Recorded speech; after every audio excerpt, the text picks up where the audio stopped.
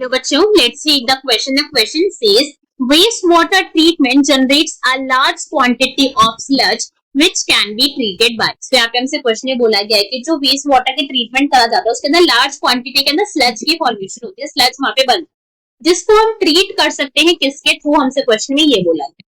So question हमारा start करते हैं. सबसे पहले हम क्वेश्चन को सॉल्व करने का की कॉन्सेप्ट देखेंगे. की कॉन्सेप्ट क्वेश्चन को सॉल्व करने का की कॉन्सेप्ट क्या है हमारा कि हमें वेस्ट वाटर ट्रीटमेंट के बारे में नॉलेज होनी चाहिए. ओके, वेस्ट वाटर ट्रीटमेंट हमें एक ओवरव्यू पता होना चाहिए कि वेस्ट वाटर ट्रीटमेंट जो प्रोसेस है बेसिकली इसके अंदर क्या हो रहा है, वेस्ट वाटर को कैसे ट्रीट करा जाता है और जो यहाँ पे स्लज की फॉर्मेशन हो रही है लार्ज अमाउंट में उसको हम कैसे ट्रीट करते हैं. So what we do in waste water treatment, नाम ही बता रहे कि जो वेस्ट वाटर है हमारा, जो पानी जिसके अंदर क्या है वेस्ट है. बेसिकली वेस्ट क्यों है? बिकॉज इसके अंदर क्या है, हाई अमाउंट के अंदर high amount of organic matter यहाँ पे प्रेजेंट है, अमाउंट ऑफ ऑर्गेनिक मैटर. और इस ऑर्गेनिक मैटर के अंदर बेसिकली मेजर सोर्स क्या होता है इस ऑर्गेनिक मैटर की, दैट इज ह्यूमन एक्सक्रीटा. ठीक है, हाई अमाउंट के अंदर वो प्रेजेंट है. अगर हमने इसको क्लीन करवा दिया, अच्छे से साफ करवा दिया, सारी इम्प्योरिटीज हटा दी तो हमारा वाटर जो वो ट्रीटमेंट हो जाएगा. तब ये वेस्ट वाटर ट्रीटमेंट के दो तरीके हैं, दो प्रोसेस होती है, दो स्टेप्स है जो इन्वॉल्व होते हैं.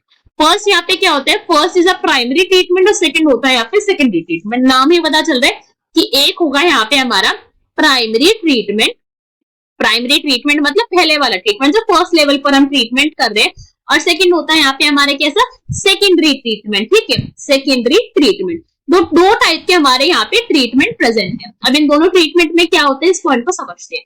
प्राइमरी ट्रीटमेंट की अगर मैं बात करूं तो ये अपने आप में क्या सुपर फिजिकल प्रोसेस है. This is basically and purely of physical process. याद कर सकते हो, P for primary, P for physical. ठीक है, आसान तरीके से याद हो जाएगा.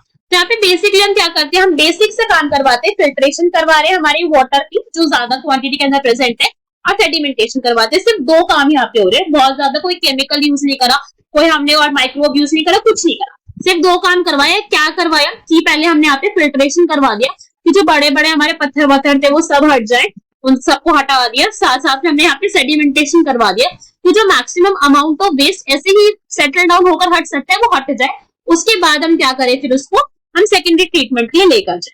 तो प्राइमरी ट्रीटमेंट के बाद जो हमारा वाटर होता है जो यहाँ पे बचता है, मतलब जैसे आप इस पॉइंट को ऐसे समझो कि हमारे टैंक है, यहाँ पे हमारा वाटर प्रेजेंट है, this is whole our water. और क्या हुआ, यहाँ पे हमने सेडिमेंटेशन के लिए रखा. तो सेडिमेंटेशन के लिए रखोगे तो कुछ यहाँ पे क्या बचेगा, यहाँ पे भी हमारा कुछ सेडिमेंट बचेगा. So this sediment is actually the sludge. यही क्या हमारा, ये स्लज है हमारा. अब ये वाला जो स्लज है इसको यूज नहीं करा जाता, ये वाला स्लज ऐसे ही रह जाएगा. ये वाला स्लज हमारा लार्ज क्वांटिटी के अंदर बन रहा है, मगर ये वाला हमारा किसी चीज में खास पर्पस में यूज नहीं करा जा रहा है.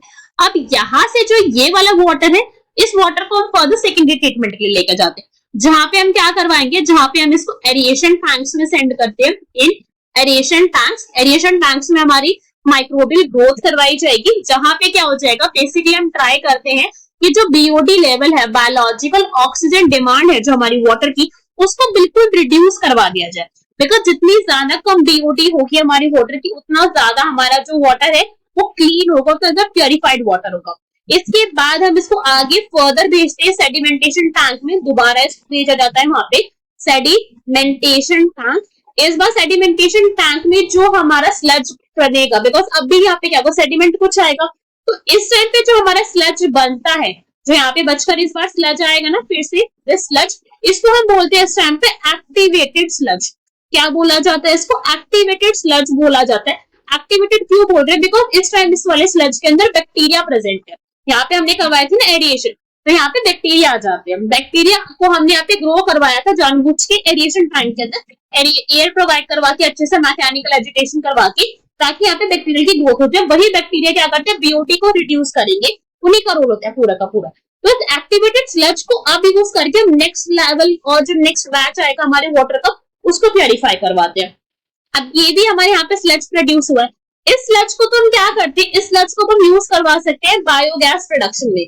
This can be use simply biogas production में. आप इसको यूज करो आराम से, कोई टेंशन की बात नहीं है, इसको प्रोड्यूस करा जाता है.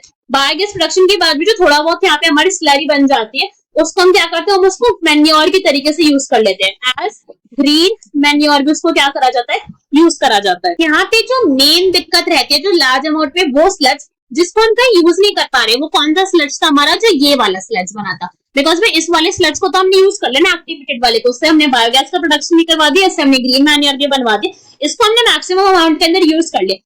The sludge which is not use is actually ये वाला है ना, इस वाले को हम यूज नहीं करवा रहे, तो इसके लिए हम यहाँ पे क्या करते हैं, इसके लिए हम यहाँ पे यूज करते हैं हमारे एनारोबिक स्लज डाइजेस्टर। क्या यूज करा जाता है इसके लिए, एनारोबिक स्लज डाइजेस्टर को हम यूज करते हैं, एनारोबिक स्लज डाइजेस्टर। इसके अंदर क्या कर रहे हैं, हमारा पर्पस ये है, ऐसे बड़े बड़े हमने टैंक्स बनवा रखे हैं जिसके अंदर स्लज को हम क्या करें, पूरी की पूरा रिड्यूस करवाए, उसको खत्म करवाए, ताकि इस स्लज का डाइजेशन करवा के, इसका स्लज का क्या करवा के डाइजेशन करवा के इसके अंदर भी माइक्रोब की ग्रोथ करवा देंगे।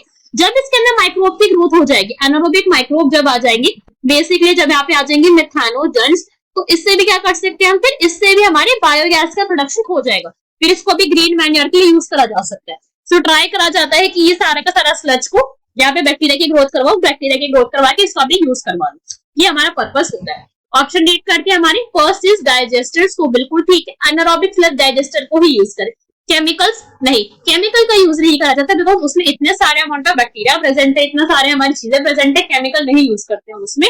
ऑक्सीडेशन पॉइंट लो, हमें उसको ऑक्सीडेशन नहीं करवाना है, बिकॉज हमारा जो यहाँ पे बेसिकली ऑक्सीडेशन जो प्रोसेस करी जाती है, फिर ऑक्सीडेशन की जो प्रोसेस इन्वॉल्व होती है वेस्ट वाटर ट्रीटमेंट में, वो एडिएशन टैंक के टाइम पे होती है, जिस वक्त हमें बैक्टीरिया को ग्रो करवाना है। बट अभी हमें जो स्लज बना है उसके लिए हमें इसकी जरूरत नहीं है, अभी हम उसको रिड्यूस करवाना है, खत्म करवाना है, तो वहां पे हम मेथानोजेंस को प्रोड्यूस करवाते हैं। Activated sludge no, so question का correct answer will be option number A, that is digesters. I hope you understood the explanation well. Best of luck. Thank you.